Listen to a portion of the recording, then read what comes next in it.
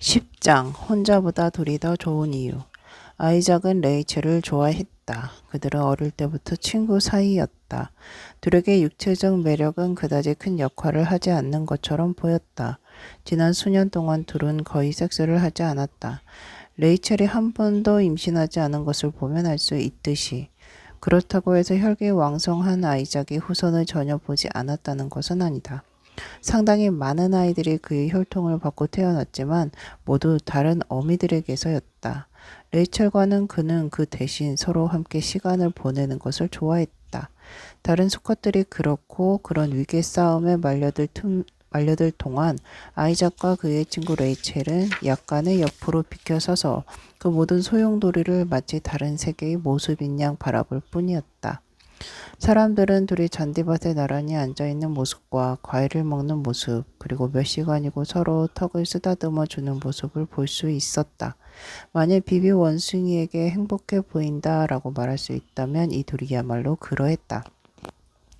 캘리포니아의 뇌과학자인 로버트 세폴스키는 수년 동안 아프리카의 세렝게티에 사는 원숭이 무리를 관찰하고 기록했다. 그래서 그는 아이작의 행복한 기분을 자료로 증명할 수 있었다. 세폴스키는 규칙적으로 무리 중에 있는 수컷들에게 화살을 던져 마취시킨 다음 피를 뽑아 검사를 하곤 했다. 그는 뽑은 피를 바탕으로 코르티솔 같은 스트레스 호르몬을 검사했다. 이 호르몬 수치는 동물이 얼마나 많은 긴장을 견디는가를 보여준다. 세폴스키는 아이작에게서 예외적으로 적은 수치를 측정할 수 있었다. 이 원숭이는 겉으로도 자기 동료들보다 더 이완된 것처럼 보일 뿐만 아니라 실제로도 그러한 것이 분명했다.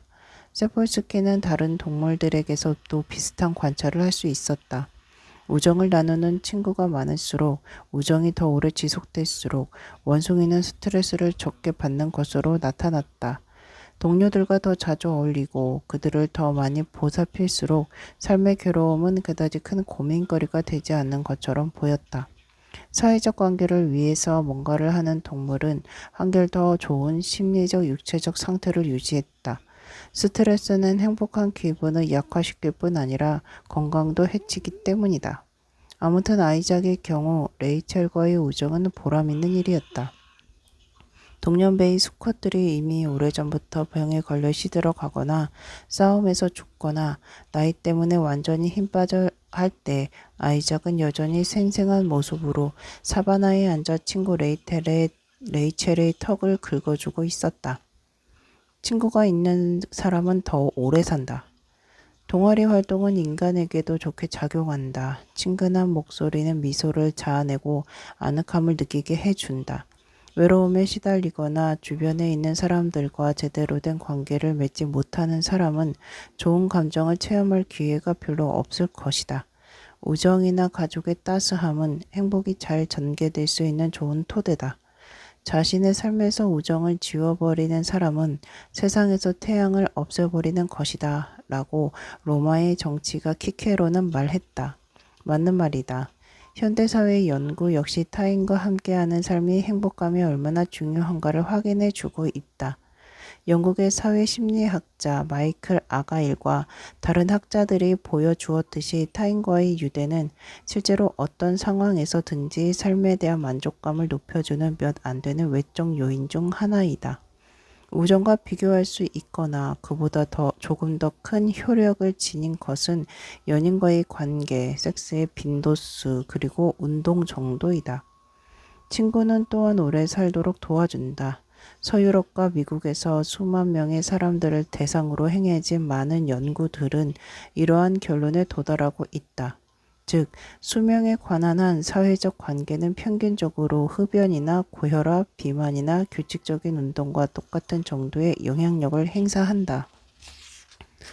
나이와 건강 상태 그리고 성별과 무관하게 외로운 사람은 사람들 사이에서 제대로 배려를 받는다고 느끼는 사람보다 2배 이상의 사망률을 보인다.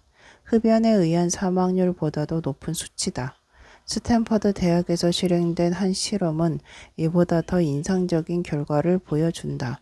그곳에서 의사들은 유방암에 걸린 여자 환자들을 2개의 집단 집단으로 나누어 한 집단은 통상적인 의학 치료를 받게 하고 다른 집단은 치료 외에도 일주일에 한 번씩 다른 환자들과 만나 의견을 교환하고 상호 이해를 촉진하는 기회를 가질 수 있도록 하였다. 모든 환자에게 암이 치료될 가망이 전혀 없을 정도로 진행되었음에도 불구하고 만남의 시간을 가진 환자들은 일반적인 약물 치료만 받는 환자들보다 더 좋은 기분 상태에서 통증을 덜 느꼈다. 그리고 특히 자신에 대해 솔직히 말할 수 있었던 환자들은 평균적으로 2배 이상 더 오래 살았다. 백혈병과 심장마비를 앓는 환자들을 대상으로 한 실험도 비슷한 결과를 보여주었다. 이러한 결과에 사람들은 의아해할지도 모른다. 오늘날의 지식에 따르면 암은 아무런 심리적 원인을 갖지 않기 때문이다. 그래도 많은 사람들은 여전히 종양이야말로 몸 안에서 기승을 떨치는 근심 덩어리라고 잘못 믿고 있지만 말이다. 오염된 환경의 독소들, 담배 연기 또는 잘못된 식생활은 결함 있는 유전자들이 숙명적인 영향력을 행사하게끔 만들어지기도 한다. 그렇다면 인간의 따스한 배려가 암에 걸린 환자들의 건강에 끼치는 영향은 어떻게 설명할 수 있을까? 곁에 있는 사람들이 보내는 은밀한 돌봄의 시선은 더 나은 심리적 상태에 기여한다. 친구들이나 같은 환자들이 살피고 있다는 것을 느끼게 되면 사람들은 좀 더 자기 자신에게 신경을 쓰게 되며 예를 들어 약을 좀 더 주의 깊게 먹게 된다. 그러나 타인들의 시선이 그 모든 것을 해명해 주지는 않는다. 즉, 좀 더 포괄적이고 전문적인 보호를 받고 있을 때 비로소 애정 어린 관심은 건강 상태를 호전시킬 수 있다. 외로움은 정신과 육체 모두에 부담이 된다. 다른 사람에게서 지원을 얻는 것은 일반적으로 스트레스를 해소하는 가장 훌륭한 전략 중 하나이다. 외로운 사람들은 삶의 거친 시련을 좀 더 잘 견딜 수 있게 도와주는 인간적 따스함이 없이 지내야 한다. 게다가 외로움은 그것 자체가 이미 스트레스이다. 감정이 건강에 대해 갖는 영향력에 관해 새로 탄생한 학문의 한 영역이 지난 수년간 상당수의 증거물들을 제시했다. 이 새로운 학문은 바로 육체와 정신의 상호작용을 탐색하는 심리신경면역학이다. 코르티솔이나 다른 글루코코르티코이드 같은 스트레스 호르몬들은 면역체계의 작용을 약화시킨다. 학자들은 이러한 현상을 외로운 사람들이나 엄에 이른 새끼 원숭이들에게서 관찰할 수 있다. 스트레스는 감기뿐 아니라 혈압과 관련된 질병에도 관련된다는 사실도 충분히 검증되었다. 이제 우리는 앞에서 언급한 유방암 환자들의 수수께끼에 대한 2가지 해명을 얻게 된 셈이다. 하나는 스트레스는 직접적으로 암을 유발시키지는 않지만 적어도 다른 원인으로 생긴 종양이 커지는 것을 돕는다. 다른 하나는 혼자 남겨졌다고 느끼는 여성들의 유기체는 암이라는 질병 외에도 약해진 면역 체계와 싸워야 했을 것이다. 예를 들어 감염 등이 쉽게 이루어졌을 수도 있다. 혼자서 헤쳐나가야 한다는 느낌은 육체의 면역력을 떨어뜨리지만 감정적 연대가 그러한 부담에 맞서 작용하여 치유의 효과를 낸다. 이러한 사실은 스웨덴의 에텐보리 실험에 참가한 2,000여 명의 남성들이 걸어온 삶의 여정을 설명해 줄 수도 있을 것이다. 연구자들은 이를 대상으로 어떤 조건 하에 걱정이 건강에 나쁜 영향을 끼치는지 조사했다. 통계학적 분석을 통해 감정적 연대가 그 어떤 뛰어난 의학적 보살핌보다도 더 광범하게 사람을 보호한다는 것이 밝혀졌는데 터놓고 말할 수 있는 사람이 있는 남자들은 가장 혹독한 운명의 채찍도 별탈 없이 잘 견뎌냈던 것이다. 버림받는 것에 대한 불안. 혼자 있게 되는 것에 대한 불안은 우리 모두에게 깊이 각인되어 있다. 냉정한 사람들이라도 버림받는 동물이나 아이의 칭얼거림에 거의 자동적으로 반응한다. 우주에서 온 주름투성이 존재가 궁지에 몰려 집에 전화를 걸고 싶어 할 때조차 우리는 어떤 떨림을 느낀다. 8살의 아이건 80살의 노인이건 간에 이티의 고통을 이해할 수 있었는데 이것이야말로 스필버그 영화가 거둔 굉장한 성공의 원인이었던 것이다. 신경심리학자인 자크 팽크셰프는 우리가 다른 사람과의 관계를 추구하는 것은 상당 부분 외로움의 고통을 피하고자 하는 욕구와 관련될 것이라고 추측했다. 자연은 우리를 타인들에게 다가가도록 유혹할 뿐 아니라 실제로 타인들에게 밀어붙인다. 타인과의 교제를 향한 이러한 추동력의 근거를 그는 뇌 깊은 곳에 놓여있는 비교적 오래된 영역의 회로에서 찾는다. 동물 실험에서 간뇌에 있는 특정 지역, 즉 시상과 라모스, 프리옵티컬 영역에 있는 특정 부분을 자극했을 때 동물들은 공포의 비명을 내질렀다. 이것은 보통 버림받았을 때 동물들이 내지르는 외침인 것이다. 진화론적으로 볼 때 이러한 행동은 늦어도 최초의 포유류 동물에게서 나타난 바 있는 상당히 오래된 태도이다. 이것이 갓 태어난 새끼들의 생존을 도왔을 확률은 대단히 높다. 예를 들어 이제 막 세상에 나온 새끼 생쥐는 보지도 듣지도 심지어 걷지도 못한다. 털이 나지 않은 이 작은 몸뚱이는 살아남기 위해 필요한 온기조차 충분히 지니고 있지 못하다. 어미가 없다면 이 새끼는 얼어 죽었을 것이다. 모든 것이 어미를 중심으로 형성되는 지극히 의존적인 피조물, 이것이 바로 새끼 생쥐다. 어미가 곁에 없으면 새끼 생쥐는 당연히 공포를 나타낸다. 비슷한 처지에 놓인 인간 아기와 마찬가지로 공포의 비명을 내지르는 것이다. 많은 포유류 새끼들은 심지어 병아리들조차 혼자 남겨지면 이러한 신호를 내보낸다. 가장 잘 연구된 것은 새끼 쥐들의 울음이다. 이 울음소리는 불가청 음파 영역에 속하기 때문에 인간의 귀에는 들리지 않는다. 그러나 어미쥐의 귀는 약 40kHz에 해당하는 이 주파수에 대단히 민감하게 반응한다. 어미쥐는 이러한 소리를 듣자마자 어린 것들을 달리기 위해 모든 수고를 아끼지 않는다. 먼저 세심하게 핥아주어 새끼들이 따스한 보살핌을 받는다는 느낌을 갖게 하며 입에 물고 여기저기 돌아다니다가 더 이상 두려워하지 않아도 좋은 안전한 장소를 찾아내면 그곳으로 옮겨 놓는다. 어른이 되고 난 후 쥐들은 더 이상 혼자 남겨지는 것에 대해 불안해하지 않는다. 쥐들은 특별히 사회적인 동물은 아닌 것이다. 그러나 무리지어 사는 동물들은 평생 동안 분리에 대한 공포를 느낀다. 혼자 남겨진 개들은 끙끙거리고 정처 없이 바닥을 파헤치면서 문을 긁어댄다. 앵무새들은 즉 부리로 제 몸의 깃털을 잡아 뽑으며 자학적인 행동을 한다. 성인이 된 인간은 외로움에 시달릴 때 동물처럼 눈에 띄게 반응을 보이지는 않지만 육체와 정신이 보내는 증상들은 마찬가지로 격렬하다. 불안과 공허감, 긴장과 식욕 및 수면 장애, 그리고 자신에 대한 의혹은 삶을 고문으로 만든다. 인간과 동물이 함께 보여주는 아주 유사한 이러한 반응들은 좀 더 단순한 모델을 통해 인간의 외로움을 연구할 수 있게 해준다. 다시 말해서 관계나 교제가 부족할 때 동물들 역시 스트레스를 받는다는 것이다. 스트레스 호르몬인 부신피질 자극 방출 호르몬이 동물들이 내지르는 공포의 외침에 관여하고 있는데 이로써 증거는 완전 무결해진 셈이다. 왜냐하면 CRH는 그것 나름대로 다시 코르티솔을 방출하는데 이것은 인간이 스트레스로 인해 질병을 얻는 데 관여하는 호르몬이기 때문이다. 인간들처럼 새끼 쥐들도 외로움이 지속될 경우 건강을 해치게 된다. 즉 병에 걸리기 쉬운 체질로 변하고 뉴런의 수가 감소하는, 그래서 수행 능력이 떨어지는 뇌를 갖게 된다. 그리하여 평생 불안하고 쉽게 신경질적으로 된다.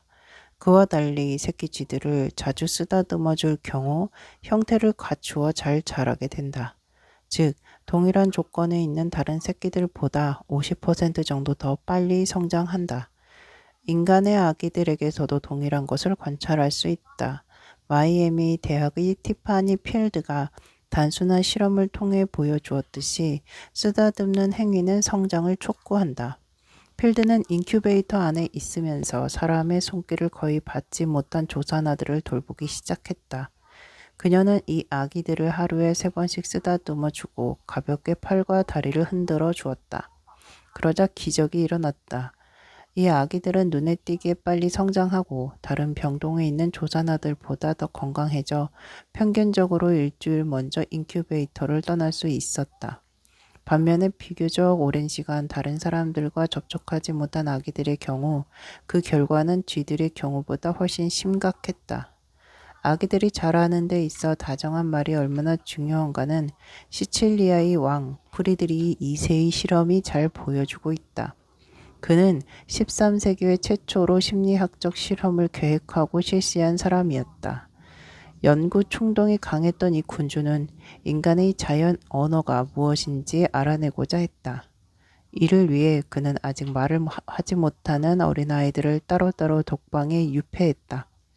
외부 세계의 영향을 전혀 받지 않은 상태에서 이 아이들이 언젠가는 스스로 기원의 언어를 말하기 시작할 것이라고 프리드리히 황제는 생각했던 것이다. 신하들은 음식과 깨끗한 옷, 그리고 그 외에 사는데 필요한 모든 것을 아이들에게 갖다 주었다. 다만 일체의 접촉만은 금지되었다. 결과를 방해하지 않기 위해서였다. 그러나 실험은 끔찍한 방식으로 실패했다. 아기들이 죽은 것이다. 당시에 한 역사가가 기술하고 있듯이 이 아이들은 살아남지 못했다. 왜냐하면 아무도 이들에게 손뼉을 쳐주지 않았고 그 어떤 몸짓이나 즐거운 표정도 달콤한 말도 들려주지 않았기 때문이다. 품에 안겨 느끼는 행복. 따스하게 품에 안긴 듯한 느낌은 외로움의 끝을 의미한다. 엔도르핀이 이러한 느낌의 발생에 관여하고 있는 것이다. 아편과 유사한 이 호르몬이 뇌에서 방출될 경우 쾌적한 느낌이 환기되기 때문이다. 우리는 어린 쥐에게서 이러한 현상을 쉽게 관찰할 수 있다. 어미에게서 떼어낸 후 어린 쥐들에게 엔도르핀과 비슷한 모르핀을 주사하면 이 쥐들은 비명을 지르는 것을 즉시 멈춘다. 엔도르핀은 말하자면 비명을 내지르게 하는 CRH 같은 스트레스 호르몬에 대항하는 효력을 발휘하는 것이다. 그러나 엔도르핀의 자연스러운 작용을 막을 경우 새끼들은 어미가 곁에 돌아와 자신들을 돌본 지 한참이 지나도 계속해서 비명을 질러댄다. 학자들은 동물들이 서로 핥아줄 때 뇌에서 엔도르핀이 방출된다는 것을 원숭이에게서도 확인할 수 있었다. 7장에서 서술했듯이 엔도르핀은 뇌에서 일반적으로 바람직한 상태에 대한 신호로 기능한다. 예를 들어 굶주린 동물이 맛있는 음식으로 배를 채우게 되면 이 물질은 만족의 감정을 전달해 준다. 아주 비슷한 방식으로 이 물질은 가까이 있고 싶은 욕구를 조절하는 데 기여한다. 원숭이 같은 사회적 동물이 다른 동물들과 평생 지속되는 관계를 맺지 못하게 될 경우 이들은 평행 감각을 상실한다. 그리하여 분리의 고통과 접촉에 대한 갈증이 나타나게 된다. 혼자가 된 동물들이 동료들과의 관계를 회복하게 되면 엔도르핀은 다시 정상적인 상태로 되돌아왔다는 사실을 알린다. 이때 품에 안긴 듯한 안락한 감정이 솟아난다. 약물 역시 외로움의 감정을 잊게 만든다. 이를 위해서는 일반적으로 쾌활한 순간에 저절로 방출되는 아편을 인공적으로 뇌에 주사하기만 하면 된다. 자신의 엔도르핀 수치를 알코올의 효과를 통해 높이는 외로운 술꾼은 친구가 필요치 않다. 단 것 역시 엔도르핀의 방출에 기여한다. 소설 브리짓 존슨의 일기의 여주인공이 아침 식사 때부터 초콜릿을 먹어대는 것은 혼자 있는 고통을 달래기 위함이다. 프랑스의 시인 장 콕토 역시 아편은 자신에게 방문자들로부터의 해방을 의미한다고 일기장에 쓰고 있다. 친근한 사람들의 곁을 그리워하게 만드는 이 편안하고 따스한 느낌은 무엇보다도 엔도르핀의 덕분이라고 할 수 있다. 그렇지만 물론 엔도르핀 혼자서 이 따스한 행복감을 전부 책임지고 있는 것은 아니다. 예를 들어 사랑이 성사되도록 힘을 보태는 옥시토신과 바소프레신 역시 인간 사이의 관계에 일정한 역할을 수행한다. 이것들은 사회적 기억에 필요한 호르몬들이기 때문이다. 우울한 사람에게 결여되어 있는 세로토닌은 타인에게 호감을 갖는 데 중요한 역할을 하는 것으로 보인다. 흥미롭게도 신경약물학자들은 동물 실험이 아니라 은밀한 파티에서 주로 사용되는 흥분제인 엑스터시의 경험을 관찰함으로써 이 사실을 알아냈다. 이것은 예외적인 경우라고 할 수 있을 것이다. 엑스터시를 복용하면 뇌에서는 과도한 양의 세로토닌이 방출된다. 물론 도파민 역시 방출될 것이다. 이로써 엑스터시 소비자는 너무나 기분 좋은 상태에 빠져들어 세상이 전부 친구라고 생각한다. 애정을 주고 받으며 서로 잘 이해하고 있다는 느낌이 비현실적으로 과도하게 상승하는 것이다. 그래서 이 마약은 1980년경까지 감정이입이라는 이름으로 불렸다. 아주 적절한 명명이라고 하지 않을 수 없다. 영어로 감정이입의 능력을 가리키는 이 말은 사업 수완이 뛰어난 텍사스의 한 거래업자가 다른 이름을 발명해낼 때까지 이 흥분제의 이름으로 쓰였다. 학자들은 오늘날까지 엑스터시가 가장 내면적인 것을 자극하는 약물이라고 말한다. 캘리포니아의 화학자 알렉산더 슐기는 1965년 자신의 실험실에서 이 약물을 만들어낸 데 성공했다. 최초로 이 약물을 실험해본 그는 자신의 경험을 이렇게 기록하고 있다. 나는 가벼운 행복을 그리고 어마어마한 힘을 느꼈다. 더 나은 실존 세계에 있는 것 같다. 나는 지구의 시민일 뿐 아니라 우주의 시민이라고 느꼈다. 전 우주가 내 집 같았던 것이다. 물론 강도는 다소 약하겠지만 소중한 사람이 곁에 있을 때 우리가 느끼는 느낌도 꼭 이와 같은데 홀가분한 마음과 충분한 신뢰가 바로 그것이다. 그러나 우정이 담고 있는 이러한 측면을 연구하는 데 있어 오늘날의 뇌 연구는 한계에 부딪히고 있다. 엑스터시의 작용을 세밀하게 파헤치는 일은 아직도 미완으로 남았기 때문이다. 주고받기. 우리는 왜 우정이 필요한가? 어미에게만 의존하는 새끼 쥐들과는 달리 사회적 동물들의 삶은 집단이 보내주는 지지에 많이 종속된다. 문명화된 인간은 스스로 독신의 삶을 선택하거나 타인들과의 접촉을 일찍 끊고 고치 속에 갇혀 살듯 파트너하고만 살 수도 있다.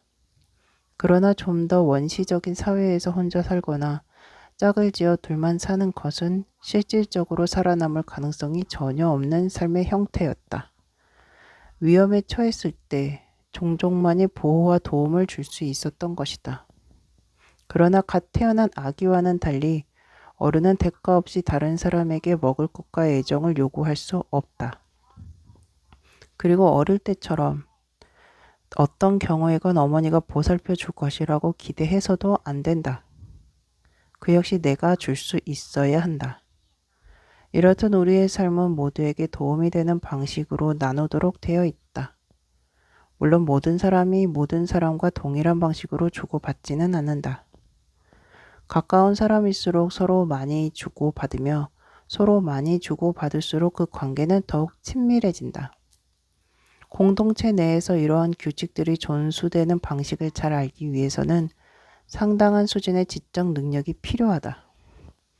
모든 구성원은 다른 사람들이 서로 관계 맺는 방식을 눈여겨보아야 하고 자신도 그들에게서 무엇을 받을 수 있는지, 그러기 위해서는 그들에게 무엇을 주어야 하는지 알아야 한다.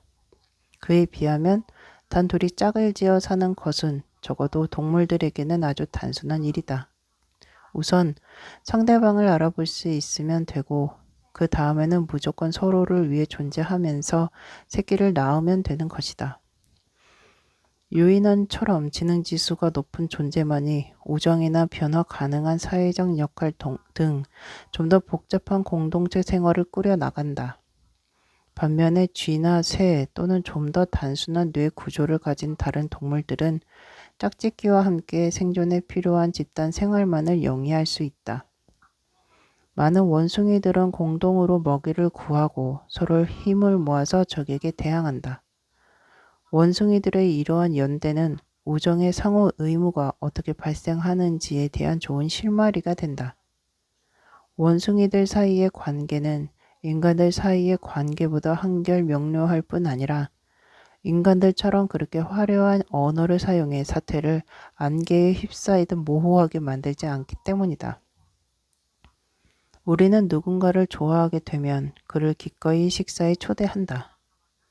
남태평양이건 그린란드건 손님들과 함께 나누는 음식이 사교의 중심을 차지하지 않는 문화는 없다. 가족은 식탁을 중심으로 모이고 사업하는 사람들은 식당에서 계약을 준비하며 국가 원수들의 방문은 연회에서 그 정점에 달한다. 원숭이들 또한 먹이를 공유한다는 사실은 함께하는 식사가 연대나 관계의 발생에 얼마나 중요한가를 잘 보여준다. 예를 들어 작은 가발 원숭이들을 살펴보자. 머리에는 털이 두건처럼 생겨서 가발 원숭이라고 불리는 이 남아메리카의 원숭이들은 함께 사냥을 나가서 코곰의 둥지를 턴다. 심지어 코곰이 보는 앞에서 그 새끼들을 납치하기도 한다. 이것은 코곰이 이빨로 얼마나 세게 물 수 있는가를 생각해 볼 때 위험한 시도일 수밖에 없다. 따라서 이러한 행동을 할 수 있기 위해서는 약탈에 가담한 모든 원숭이가 나중에 받을 자기의 몫을 확신할 수 있어야 한다. 행동과학 연구자인 프란스 드 발은 잘 통제된 실험을 통해서 원숭이들이 어떤 조건 하에 무언가를 내놓는지, 그리고 그것을 기반으로 어떤 종류의 협동 작업이 이루어지는지를 관찰했다. 그는 2마리의 가발 원숭이를 서로 이웃하는 우리에 넣었다. 우리의 격자 사이는 과일이 드나들 수 있을 정도로 넉넉했다. 원숭이들은 우리에 설치된 줄을 통해서 과일이 담긴 바구니를 자기 쪽으로 끌어당길 수 있었는데, 이 바구니는 원숭이 2마리가 힘을 합해 끌어야 움직일 수 있을 정도로 무거웠다. 그런데 이 설치물은 결국 원숭이 1마리만 과일을 손에 넣을 수 있도록 세워져 있었고, 어떤 원숭이건 과일을 얻고 싶으면 다른 원숭이의 도움을 얻어야 했다. 그리고 이 도움은 실제로 가능했다.